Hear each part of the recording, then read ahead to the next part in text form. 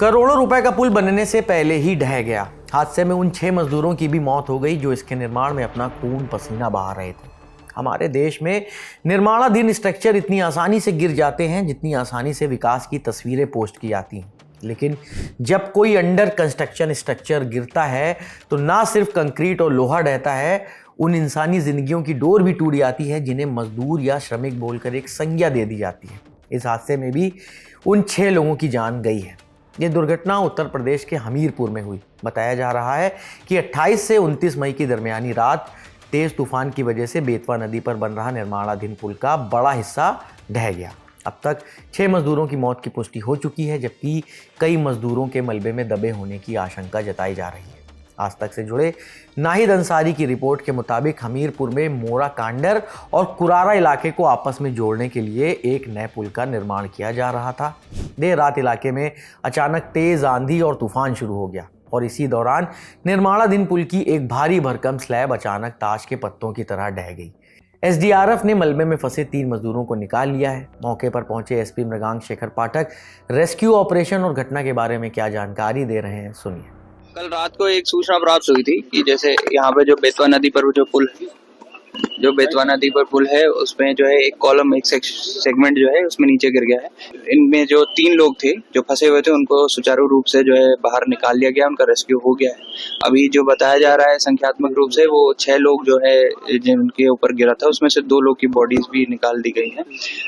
इस समय जो कारण है वो अभी जो है जांच उपरांत जो है बताए क्या है, लेकिन जैसे कि कल एडवाइजरी जारी की गई थी और कल जो है पानी बहुत बरस रहा था और विंड्स और जो हवा बहुत तेज चल रही थी, तो उसकी वजह से जो प्रथम दृष्टया जो बात सामने आ रही है कुछ इस प्रकार है कि शायद उस वजह से हुआ हो, परंतु विस्तृत रूप से जांच की जाएगी और जांच उपरांत जो कार्रवाई होगी उससे आपको अवगत कराया जाएगा। सीएम योगी आदित्यनाथ ने भी घटना का संज्ञान लेकर हादसे पर दुख जताया है। उनका शोक संदेश एक्स पर जारी हुआ जिसमें कहा गया कि हमीरपुर में बेतवा नदी पर एक दुर्भाग्यपूर्ण दुर्घटना में हुई जनहानि अत्यंत दुखद एवं हृदय विदारक है। मेरी संवेदनाएं शोक संतप्त परिजनों के साथ हैं। जिला प्रशासन को एसडीआरएफ के साथ मिलकर राहत और बचाव कार्य तेजी से संचालित करने के निर्देश दिए हैं।